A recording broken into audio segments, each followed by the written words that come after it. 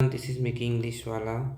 So today I'm going to teach you about if and unless, which is very important part of our exam.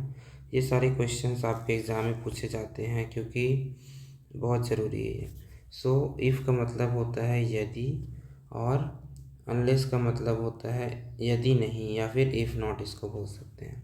So unless में already not छुपा होता है, तो इसमें आपका ऐसे क्वेश्चन बन के आता है कि आपको इसको इफ़ को अनलेस से रिप्लेस करना है, फिर अनलेस को इफ़ से रिप्लेस करना है, या फिर फिल इन द ब्लैंक में भी आ सकता है कि आपको इफ़ या अनलेस लगाना है। सो ये दो टाइप्स के क्वेश्चन आपको इसमें मिल सकते हैं। सो फर्स्ट सेंटेंस देखिए, if you don't listen you will not understand. So first sentence में क्या बोल रहा है कि यदि आप नहीं सुनोगे, so you will not understand, तुम नहीं समझोगे। सो अब इसमें इफ़ लगा हुआ है सेंटेंस में, इसलिए यहाँ पे डोंट लगा है। So if you don't listen you will not understand, negative meaning हुआ। इसी का अगर हम लोग पॉजिटिव सेंटेंस बनाए तो क्या होगा, इफ़ यू लिसन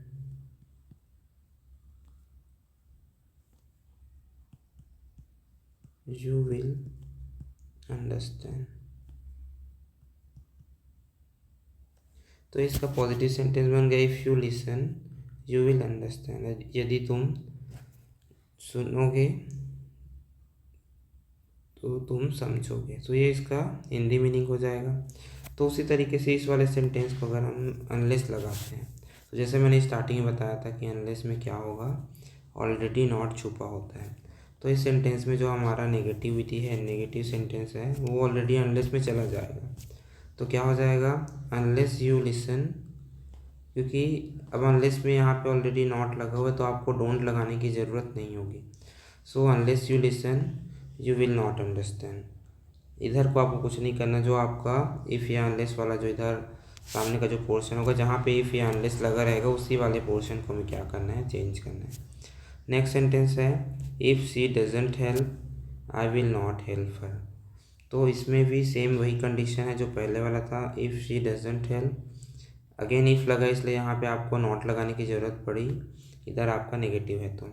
तो अनलेस लगाएंगे तो क्या होगा, जो हमारा डजेंट वाला पोर्शन है जहाँ पे नॉट लगा है वो हट जाएगा। तो कैसे होगा, क्योंकि ये आपका प्रेजेंट इंडेफिनिट का सेंटेंस है, तो यहाँ पे आपको क्या करना है, अनलेस शी हेल्प्स। हेल्प्स क्यों लगा, क्योंकि यहाँ पे हमारा सब्जेक्ट क्या है, थर्ड पर्सन सिंगुलर है।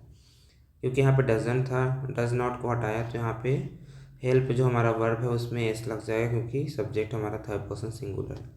So unless she doesn't help I will not help her, ये हो गया। नेक्स्ट सेंटेंस है, if you don't go there I would not go. अब यहाँ पे आपका ये पास्ट इंडेफिनिट का सेंटेंस है, मतलब कंडीशनल सेंटेंस का टाइप 2 भी है बोल सकते हैं। यहाँ भी नॉट लगा हुआ है, डिड नॉट, क्योंकि इफ़ लगा है सामने। तो इसको चेंज करेंगे, जब हम लोग अनलेस लगाएंगे तो क्या होगा, if you went there. Went there क्यों हुआ, क्योंकि डिड नॉट लगा है, सेकेंड फॉर्म है। तो सेकेंड फॉर्म है तो हमें वर्ब का सेकेंड फॉर्म लगाना पड़ेगा, क्योंकि पास्ट इंडेफिनिट सेंटेंस में अगर हम नेगेटिव बनाते हैं सेंटेंस को, तो डिड नॉट लगा के बनाते हैं। तो अगर डिड नॉट हम हटा रहे हैं तो क्या होगा, वर्ब का सेकेंड फॉर्म आएगा। तो unless you went there I would not go. So ये आपका हो जाएगा। नेक्स्ट है, if you don't have time you should not go there. Again same, यहाँ पे इफ़ है, डोंट लगा हुआ है, इफ़ है तो नेगेटिव है, तो जब उसको अनलेस से रिप्लेस करेंगे तो अनलेस में नॉट आ जाता है, तो अलग से आपको डोंट लगाने की ज़रूरत नहीं पड़ेगी। तो क्या होगा, unless you have time you should not go there. Next sentence है, I will be there on time unless something goes wrong. So यहाँ पे ऑलरेडी इसका मतलब क्या है, नॉट लगा हुआ है, इससे देखने से पता चल रहा है। I will be there on time unless, जब तक कोई चीज़ गलत नहीं हो जाती है ना। तो अगर इसका मीनिंग हमें चेंज करना है तो क्या होगा, I will be there on time, ये तो सेम रहेगा यहाँ तक। फिर नेक्स्ट है, यहाँ पे इफ़ लगाया हमने, तो इफ़ लगाया, इफ़ के बाद समथिंग। अब यहाँ पे देखो नॉट पहले से था, तो हमें इस सेंटेंस में नेगेटिव लाना पड़ेगा, नॉट लगाना पड़ेगा। तो अनलेस समथिंग गोज़ रॉन्ग है, मतलब प्रेजेंट इंडेफिनिट वाला सेंस आ रहा है, तो यहाँ पे हमें क्या करना पड़ेगा, डजन गो रॉन्ग। ठीक है, यहाँ पे गोज़ था, वर्ब के साथ एस एस लगा है। तो अब हमें अगर नेगेटिव सेंटेंस बनाना है तो डू या डज लगा के नेगेटिव बनाते हैं।